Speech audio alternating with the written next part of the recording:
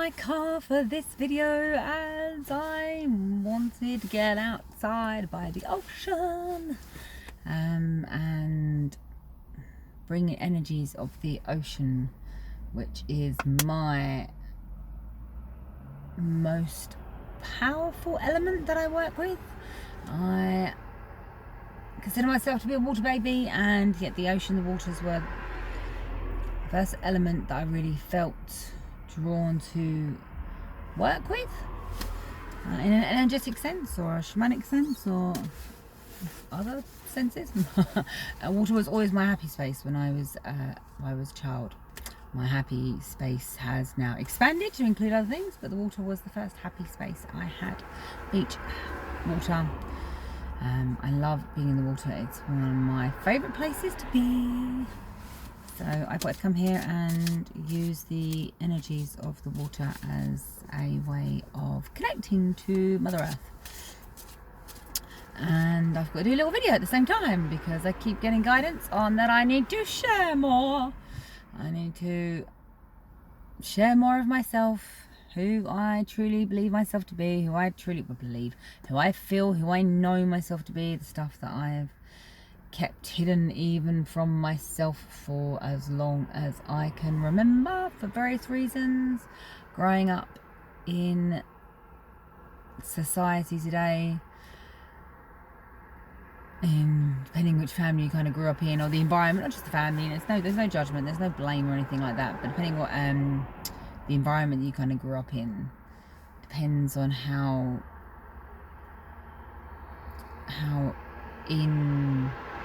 connected someone can stay with their own intuition.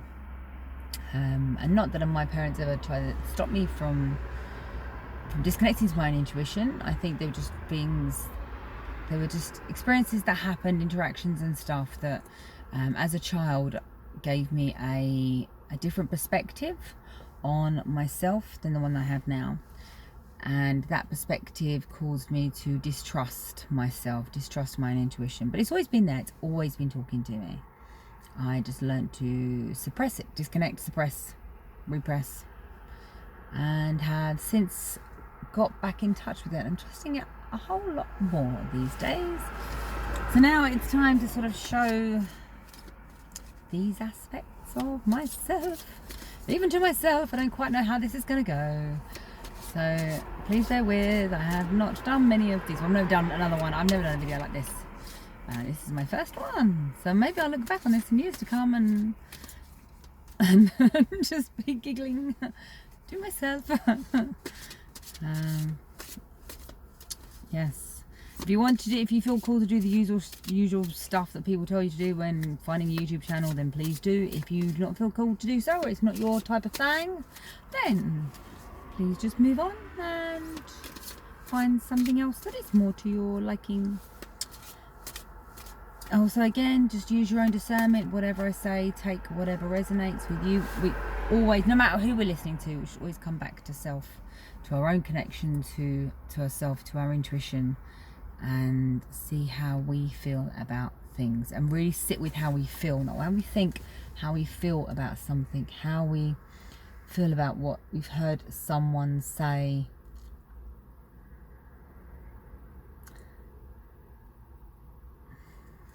Yeah, how we feel about how someone says, or sort of tells us to do something, or we hear something that kind of resonates, our ears kind of prick up. And then we sort of need to sit with it. We need to come back to sort of self, and however, which way we do that, come to our own internal world, our own intuition, and decide whether that's really for us, whether we choose to listen to it or not. We've got to use our own discernment, our own intuition, our own discernment. And generally that's, so I found the way to do that is through your feelings, your emotions. When you hear something, for me, when I hear something that is my truth, or I speak something that is my truth, my energy starts to go tingly, and depending on the intensity of what I'm speaking and my truth, it kind of it gets more intense and I still get waves of energy, pulses of energy that come over me, which is very interesting, sometimes overwhelming, but interesting all the same. So yeah, it's all just a guidance system, I found. So that's how I have come to recognize what something I should follow more of. I don't just feel it inside my stomach, I don't just feel it in my heart, I will feel it sometimes as an all over body experience, or inside and outside body experience. It can be both. So yeah, that's the end of that. I was going to pull a card from this really beautiful, one of the most beautiful decks that I have come across. Elena Fairchild White Child Oracle is the name of the card deck that I am putting. That it's probably back to front, so you can't see it, but it's a most beautiful deck. I haven't actually, I haven't got the guidebook with me, so I'll have to do a reading of what they actually. Far too many just dropped out there. Of what's the actual, what it actually says. But I was only going to pull one. About 5 dropped out, but that's far too many, but I'll go with the first one. So the first one is Sacrament of Extreme Unctation. No idea what that means, but I will find out. Number 34.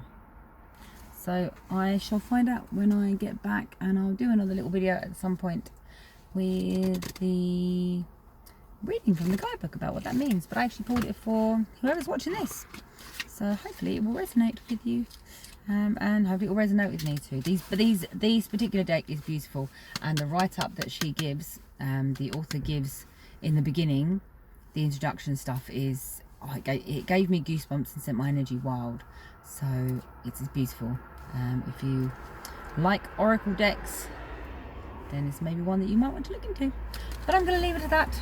Hope you all have a fabulous evening. I'm not too sure when I actually post this video, but I'll post it at some point. And yeah, this channel is going to evolve as I evolve. I'm not quite sure what it's going to turn into or where it's going to go. I think it's going to be a variety of things, because I do like variety. Variety is the spice of life. Particularly for me, someone who is into everything, who likes to know everything. So yeah, there you go. But hope to share more soon. Yeah, love to all.